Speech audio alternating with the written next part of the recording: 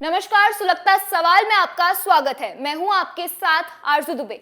आज बात विपक्ष के साथ पीएम मोदी के किए बड़े खेल की करेंगे।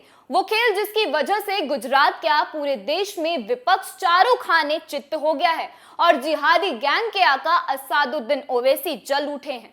बड़ी खबर आ रही है कि गुजरात में बीजेपी सरकार ने चुनाव से पहले बड़ा दांव खेला है और कैबिनेट बैठक में यूनिफॉर्म सिविल कोड लागू करने के लिए एक कमेटी बनाने के प्रस्ताव पर मोहर लगा दी गई है। कैबिनेट ने कमेटी की गठन की जिम्मेदारी मुख्यमंत्री भूपेंद्र पटेल को दी है। ये कमेटी समान नागरिकता संहिता की संभावनाएं तलाशेगी। इसके लिए अलग अलग पहलुओं को मूल्यांकन किया जाएगा। हाई कोर्ट के रिटायर्ड जज इस कमेटी की अध्यक्षता करेंगे। लेकिन अब बीजेपी के तगड़े फैसले से विपक्ष को बुरी तरह मिर्ची लग गई है, जिससे सवाल सुलग रहे हैं। यूनिफॉर्म सिविल कोड से क्या फायदा होगा? गुजरात में यूनिफॉर्म सिविल कोड आने से क्यों परेशान है विपक्ष? क्यों चुनावों से पहले यूनिफॉर्म सिविल कोड को लागू किया जा रहा है? क्या यूनिफॉर्म सिविल कोड से बीजेपी को मिलेगा फायदा? इन सवालों ने तो विपक्ष की टेंशन और हाई कर दी है, खासकर आम आदमी पार्टी के मुखिया अरविंद केजरीवाल की, जो गुजरात में नए नए दांव खेलकर लोगों को रिझाने की कोशिश में लगे हुए थे। हाल ही में नोटों पर लक्ष्मी गणेश की फोटो की मांग को लेकर उनका सियासी दांव था, ताकि हिंदू वोट बैंक को अपने पाले में लाया जा सके।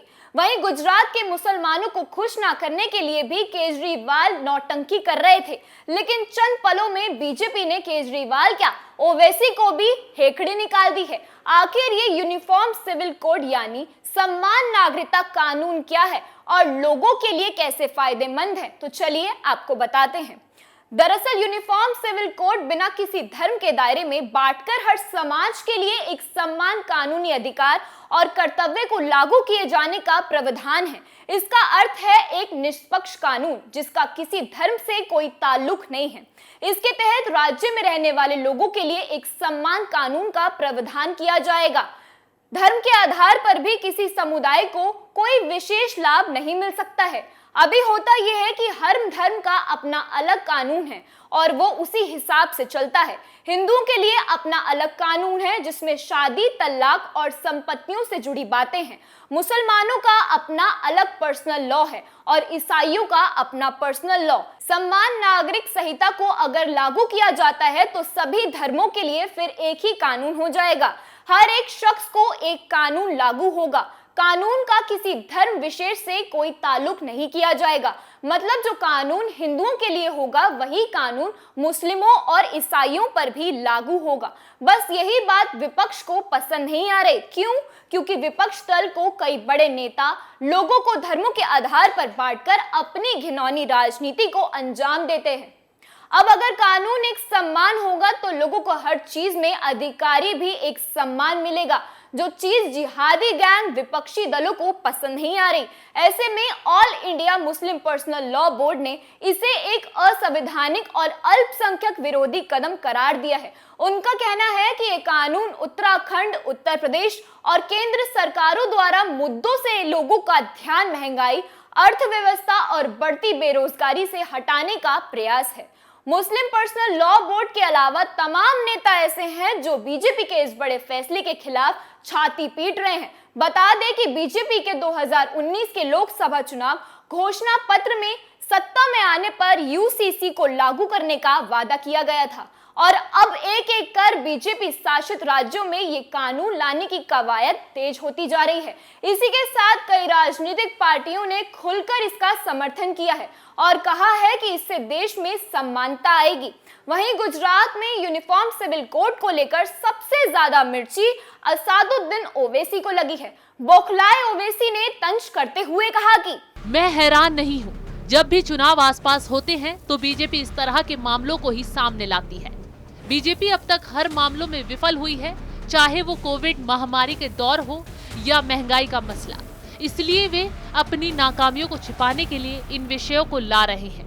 हालांकि गुजरात के आदिवासी लोग यूनिफॉर्म सिविल कोड को स्वीकार नहीं करेंगे। गुजरात की जनता बीजेपी के इस फैसले से खुश है। लोग चाहते हैं कि नागरिकता सम्मान कानून देश में आए, लेकिन ये जिहादी गैंग भड़ककर लोगों के बीच माहौल बनाने के लिए अपने एजेंडे में जुट गई है और ये साबित करना चाहती है कि यूसीसी कानून ठीक नहीं है। अब ओवीसी बौखलाएं या केजरीवाल बिलबिलाएं या फिर कांग्रेस के होश उड़ जाएं, इससे कोई फायदा नहीं होने वाला है।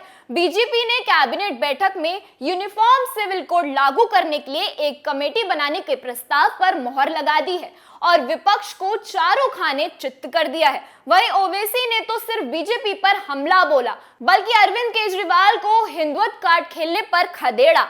ओवैसी ने इस दौरान मुस्लिम कार्ड खेलने के मौके को नहीं छोड़ा और कहा कि पहले सिर्फ बीजेपी थी, अब आम आदमी पार्टी हिंदू कार्ड खेल रही है। सभी मुसलमानों को खत्म करना चाहते हैं। वे मुसलमान वोट और मुस्लिम प्रतिनिधित्व नहीं चाहते। वे मुसलमानों के खिलाफ हैं और इन सब के लिए प्रधानमंत्री नरेंद्र मोदी जिम्मेदार हैं। सबसे बड़ी बात यह है कि गुजरात के मुसलमान भी खुद चाहते हैं कि यूनिफॉर्म सिविल कोड लागू किया जाए ताकि हर कानून में सबके सम्मान, उन्हें भी अधिकार मिले, क्योंकि जिस तरीके से मुस्लिम महिलाओं को 3 तलाक जैसी कुप्रथा से निजात मिली है, मोदी सरकार के इस फैसले से मुसलमान काफी प्रभावित हुए हैं। उसी तरह से बाकी कानून भी बराबरी का अधिकार मिलना चाहिए। उन पर इस्लाम के कुरीतियां या फिर यूं कहे शरिया कानून का ना थोपा जाए। इसलिए वो लोग चाहते हैं कि सिर्फ गुजरात ही नहीं, बाकी राज्यों में भी सिविल कोड लागू किया जाए। इसलिए मोदी सरकार ने ये कदम उठाया है। वहीं गुजरात सरकार के इस फैसले को अरविंद केजरीवाल के उस मांग की काट के दौर पर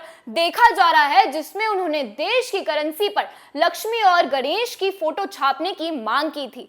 वहीं कहा तो ये भी जा रहा है कि यूनिफॉर्म सिविल कोड का मुद्दा गुजरात चुनाव में बीजेपी का ट्रम्प कार्ड साबित हो सकता है। वहीं पहले ही गुजरात में केजरीवाल के गले आफत पड़ गई है, क्योंकि गुजरात के लोगों ने उन्हें वहां से खदेड़ना शुरू कर दिया है। हाल ही में खबर आई कि नवसारी में चुनाव प्रचार प्रसार करने पहुंचे आम आदमी पार्टी के संयोजक अरविंद केजरीवाल और पंजाब के मुख्यमंत्री भगवत मान को काले झंडे दिखाए गए। इस दौरान लोगों ने मोदी मोदी के नारे भी लगाए। केजरीवाल जोर शोर से इनके साथ इनके इलाके में पहुंचे थे, लेकिन लोगों का विरोध देखकर उन्हें दबे पांव वहां से दौड़ना पड़ा था। तो आप देख सकते हैं कि कैसे बीजेपी अभी तक सभी पार्टियों पर भारी पड़ रही है और आने वाले वक्त में यूसीसी पर बीजेपी का फैसला मास्टर स्ट्रोक साबित हो सकता है। सुलगता सवाल में आज के लिए बस इतना ही। कल एक बार फिर हाजिर होंगे एक नए मुद्दे के साथ। तब तक के लिए आप देखते रहिए कैपिटल टीवी। नमस्कार।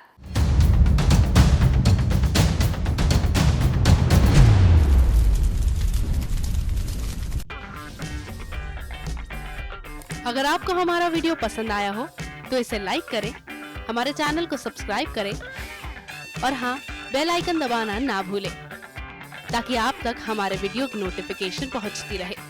आप अपना सुझाव हमें कमेंट बॉक्स में दे सकते हैं। हमारे साथ जुड़ने के लिए शुक्रिया।